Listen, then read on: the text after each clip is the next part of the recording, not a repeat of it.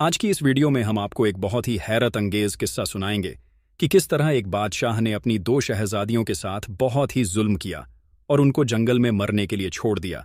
और फिर उन शहजादियों के साथ क्या हुआ और बादशाह फकीर कैसे बन गया, यह सब आप आज की इस वीडियो में जानेंगे। तो आप लोगों से दिल से गुजारिश है कि आप लोग इस वीडियो को आखिर तक जरूर देखें। ये बहुत ही इंटरेस्टिंग और अनोखी कहानी है। हम उम्मीद करते हैं कि आपने आज से पहले इस कहानी को नहीं सुना होगा, तो आप इस कहानी को मुकम्मल देखते रहे। साथ ही इस वीडियो को लाइक जरूर करें। नए आने वाले लोग चैनल को सब्सक्राइब करें, साथ ही लगे बेल बटन को प्रेस कर दें ताकि हर वीडियो का नोटिफिकेशन आपको टाइम पर मिलता रहे। तो चलिए शुरू करते हैं वीडियो। बहुत जमाने पहले की बात है। किसी मुल्क पर एक नेक दिल बादशाह हुकूमत करता था। उस बादशाह की बीवी बहुत खूबसूरत थी। बादशाह की रियाया भी खुशहाल थी। माल दौलत की कमी न थी। लेकिन यह सब कुछ होते हुए भी वह लोग खुश नहीं थे, क्योंकि उनके यहां कोई औलाद नहीं थी। बादशाह हर वक्त बहुत ही उदास रहता। वो कहता था कि ऐ मल्लिका, मैं सब्र से इंतजार कर रहा हूं, फकीरों से बुजुर्गाने दीन से इतनी दुआएं करवा रहा हूं, खुद मैं इतनी दुआएं करता हूं, लेकिन मुझे औलाद नसीब नहीं हो रही। तुम मुझे औलाद की खुशी कब दोगी? मल्लिका कहती कि आप कैसी बातें करते हैं, औलाद देना या न देना तो अल्लाह का काम है, हम तो सिर्फ दुआ कर सकते हैं। फिर कुछ वक्त गुजरने के बाद बादशाह और मल्लिका की दुआएं कबूल हो गई। मल्लिका उम्मीद से हो गई। यह सुनकर बादशाह को बहुत ही अच्छा लगा। बादशाह ने पूरे महल में जश्न मनाया कि हमारे महल में कुछ अरसे बाद शहजादा या शहजादी की आमद होगी। मल्लिका बादशाह से बोली कि देखा, अल्लाह पाक ने हमारी दुआएं कितनी जल्दी कबूल कर ली हैं। अल्लाह पाक की रहमत से कभी ना उम्मीद नहीं होना चाहिए। वक्त गुजरता गया और 9 माह का अरसा बीत गया। उसके बाद मल्लिका को 2 खूबसूरत शहजादियां पैदा हुईं। बादशाह इस खबर से बहुत ही खुश था। बादशाह ने एक बार फिर महल में एक बहुत बड़ा जश्न मनाया। दोनों ही शहजादियां बहुत खूबसूरत थीं। उनकी शक्ल परियों की तरह थी। बादशाह अपनी बेटियों को पाकर बहुत ही खुश था, लेकिन होना कुछ और था। बादशाह की खुशियां गम में बदल गईं। मल्लिका 2 जुड़वा बच्चियों को पैदा करते ही वफात पा गई। यह खबर सुनकर बादशाह बहुत ही गमगीन हुआ और बहुत दुखी हुआ। बादशाह एक तरफ अपनी बच्चियों को देखता और दूसरी तरफ अपनी मल्लिका को देखता। बादशाह अपनी मल्लिका से बहुत मोहब्बत करता था, क्योंकि मल्लिका बहुत ही अच्छी थी। पहले महल में जश्न मनाया जा रहा था, अब गम का आलम था। खैर, वक्त गुजर ही जाता है, चाहे बुरा हो चाहे अच्छा हो। अब दोनों शहजादियां आहिस्ता आहिस्ता बड़ी हो रही थीं। बादशाह की शहजादियों की शक्ल एक दूसरे से मिलती जुलती थी। बादशाह अपनी बेटियों की परवरिश किसी मुलाजिमा से नहीं करवाना चाहता था, इसलिए बादशाह ने दूसरा निकाह कर लिया। जब दूसरी मल्लिका आई तो वह भी बहुत खूबसूरत थी। वैसे भी बादशाह से जिंदगी अकेले गुजारना बहुत मुश्किल हो चुकी थी, इसलिए बादशाह ने निकाह कर लिया। बादशाह अपनी दूसरी मल्लिका से कहने लगा कि ऐ मल्लिका, आप मेरी दूसरी बीवी हो। मैं आपको एक जिम्मेदारी देने जा रहा हूं। उस जिम्मेदारी का आपने बहुत ही ख्याल रखना है। मेरी 2 बेटियां हैं, उनकी परवरिश आपने करनी है। मेरी इन बेटियों की मां इनको पैदा करते ही इंतकाल कर गई थी, और आज के बाद यह आपकी जिम्मेदारी है। दूसरी मल्लिका बोली कि आप परेशान ना हो, ये आपकी बेटियां नहीं, अब मेरी बेटियां हैं। मैं इनकी परवरिश मां बन के करूंगी। मल्लिका ने जब शहजादियों की तरफ देखा तो शहजादियां बेइंतहा खूबसूरत थीं। बादशाह ने अपनी दोनों शहजादियों को बुलाकर कहा कि बेटा देखो, यह तुम्हारी मां है, आज से तुम इसको मां ही कहा करो, यह तुम्हारा ख्याल रखेंगी। वक्त गुजरने लगा। सगी मां तो मां होती हैं, सौतेली को कौन मां कहता है। वह मल्लिका जब बादशाह होता तो उनका ख्याल रखती और बादशाह की गैर मौजूदगी में उनका कोई ख्याल न रखती। ऐसे ही उन दोनों शहजादियों का वक्त गुजरने लगा। आखिरकार दोनों शहजादियां जवान हो गईं। शहजादियां बचपन में ही बहुत ही खूबसूरत थीं, लेकिन जब जवान हुई तो बहुत ही खूबसूरत परियों की तरह हो गई थी। नीली नीली आंखें, गुलाबी होंठ और दूध जैसी सफेद रंगत थी। उनकी पूरे महल में शहजादियों से खूबसूरत और कोई नहीं थी, बल्कि उस मुल्क में शहजादियों से खूबसूरत और कोई लड़की नहीं थी। शहजादियां अब मल्लिका के बराबर की हो चुकी थीं। मल्लिका जब शहजादियों को देखती तो हसद करती कि हाय अल्लाह, यह तो मुझसे भी ज्यादा खूबसूरत है। जब भी कोई महल में आता तो शहजादियों की बहुत ही तारीफ करता, जबकि पहले मल्लिका की तारीफ होती थी। जब शहजादियों की तारीफ होने लगी तो मल्लिका को हसद होने लगी। लेकिन इतना वक्त गुजरने के बाद इस मल्लिका से कोई औलाद नहीं हुई थी। बस पहली मल्लिका से ही 2 शहजादियां थीं, यानी बादशाह का कोई शहजादा नहीं था। मल्लिका अब हर वक्त बादशाह के दिल में शहजादियां के लिए नफरत भरने की कोशिश करती रहती। वह यह चाहती थी कि बादशाह शहजादियों से नफरत करने लग जाए। एक मर्तबा वह बादशाह से कहने लगी कि ए बादशाह सलामत, घर का बच्चा कोई कोई मनहूस होता है, वह जब घर में आता है तो घर की खुशियां छिन जाती हैं। बादशाह कहने लगा कि क्या मतलब है इस बात का? तो वह कहने लगी कि मेरी बात का गलत मत समझिए।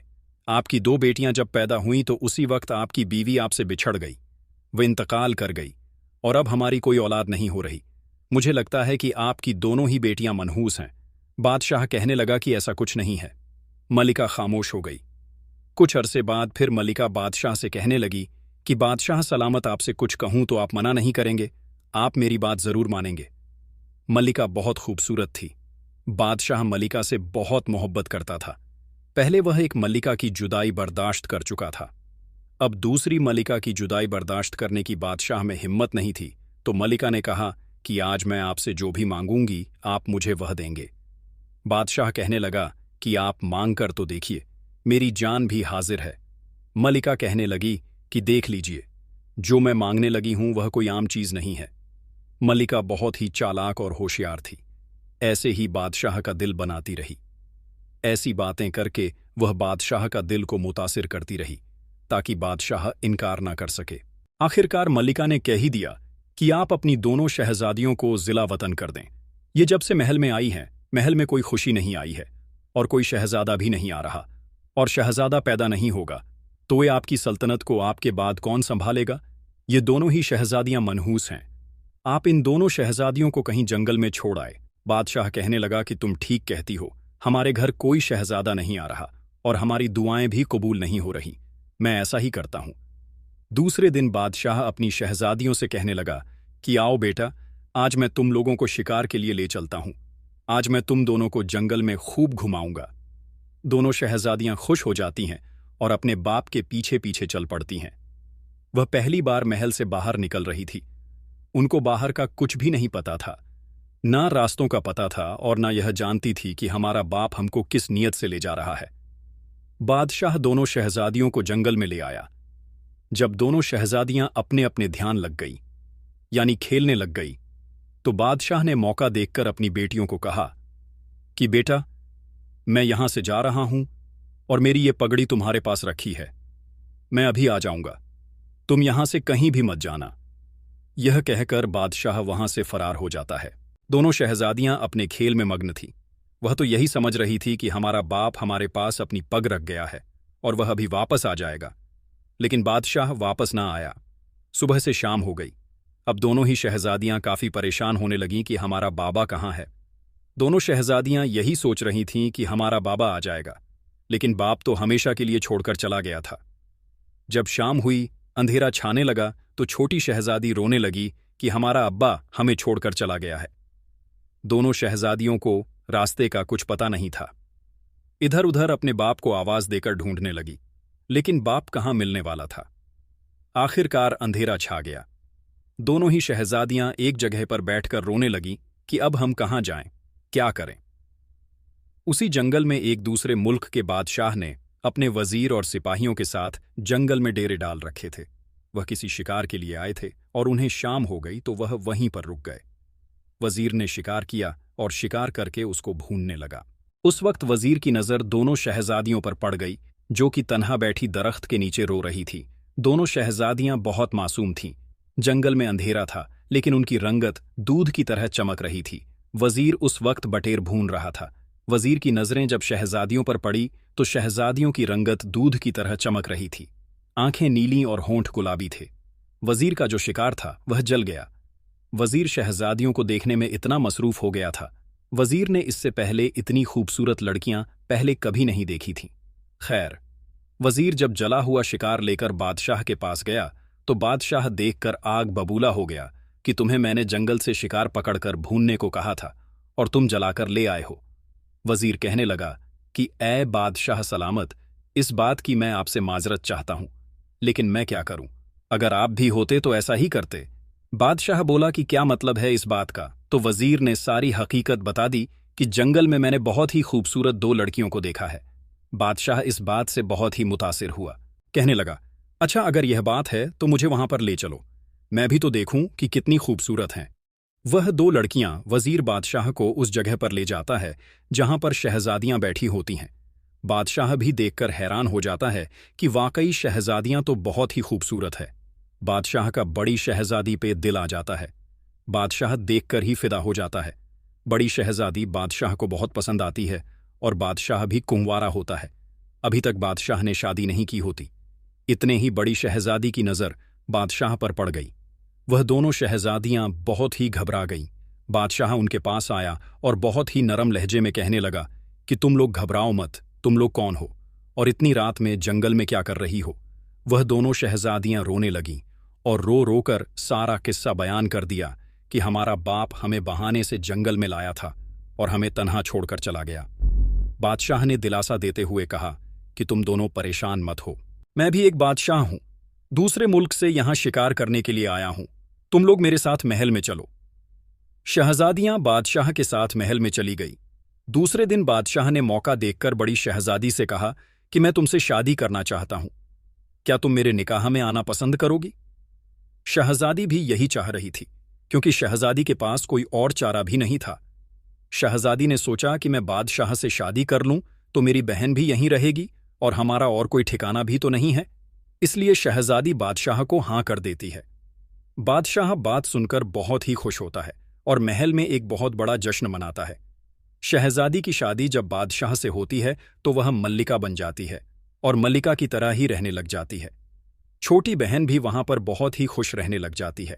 लेकिन जब वह दोनों अपने बाप को याद करती हैं तो बहुत ही गमज़दा हो जाती हैं। जैसे कि बड़ी शहजादी बहुत खूबसूरत थी। बादशाह शहजादी से बहुत मोहब्बत करता था, उसे घुमाता फिराता, उसके साथ खूब बातें करता। आगे लड़कियों के बाप की कहानी सुनिए। उनके वालिद ने जिस मलिका से शादी की थी वह मलिका गद्दार निकली थी। उसने बहाने से बादशाह से उसकी बेटियों को जुदा कर दिया। वह पास के मुल्क के बादशाह के साथ मिली हुई थी। उन गद्दारों के साथ मिलकर उसने बादशाह की सल्तनत पर हमला करवा दिया। जब गद्दारों ने हमला किया तो बादशाह से बादशाह की सल्तनत छिन गई। तब बादशाह को पता चला कि मेरी यह बीवी गद्दार थी, इसने चाल चलकर मुझसे मेरी बेटियों को जुदा कर दिया और मेरी सल्तनत भी छीन ली। उस गद्दार मलिका ने जब हमला करवाया तो बादशाह को वहां से चलता किया। तब बादशाह को एहसास हुआ कि मैंने कितनी बड़ी गलती कर दी। अपनी बेटियों को अपने आप से जुदा कर दिया और उनको जंगल में तन्हा छोड़ दिया। पता नहीं उनका क्या बना होगा। तब बादशाह को एहसास होने लगा। बादशाह को इस बात का इतना सदमा लगा कि मलिका की बेवफाई और सल्तनत भी छिन गई और बेटियां भी गंवा दी। बादशाह यह बात बर्दाश्त ना कर सका। कुछ दिन तो ऐसे गुजर गए। फिर बादशाह भीख मांगने लगा। बादशाह की ऐसी हालत हो गई कि बादशाह भीख मांगने पर मजबूर हो गया, क्योंकि कोई भी बादशाह की मदद नहीं करता था। बादशाह रोता और गलियों में ऊंची ऊंची आवाज लगाता कि ऐ लोगों, देखो मैं तुम्हारा वही बादशाह हूं। लोग कान ना धरते और अपने अपने कामों में लगे रहते। कौन किसी की बात सुनता था? कोई बादशाह की बात ना सुनता, और अगर कोई बादशाह को पहचान कर उसकी बात सुन लेता तो वह बादशाह का खूब मजाक उड़ाता कि इतनी खूबसूरत मलिका ब्याह कर लाया था, देखो उसने बादशाह के साथ क्या किया है।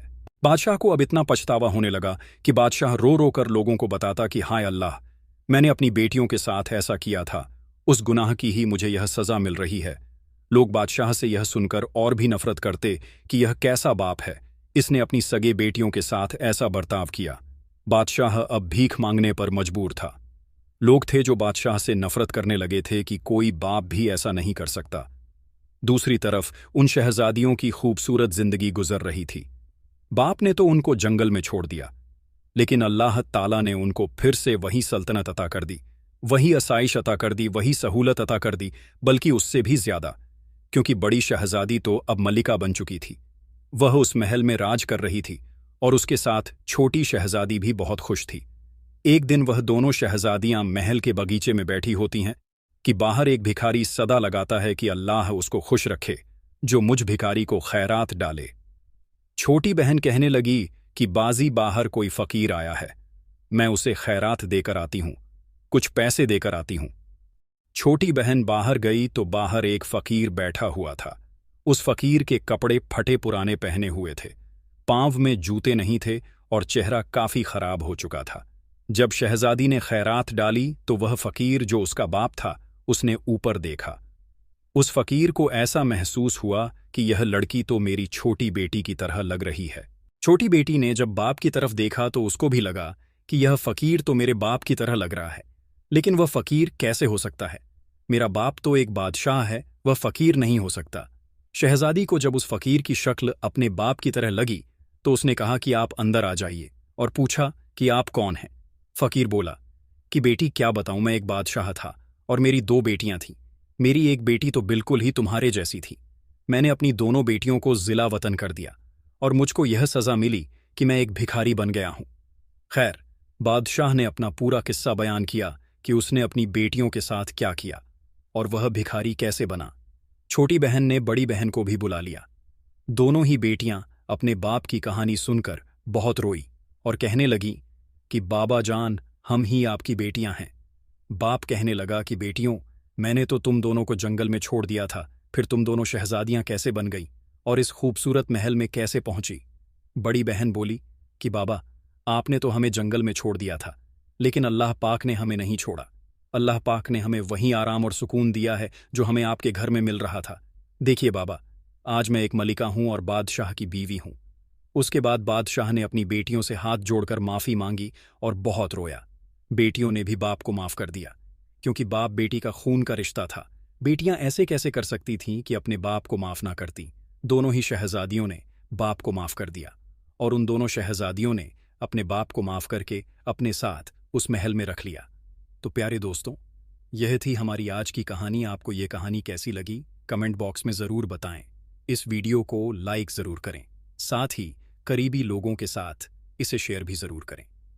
नए आने वाले लोगों से गुजारिश है कि हमारे YouTube चैनल शहानी नॉलेज को सब्सक्राइब करना ना भूलें।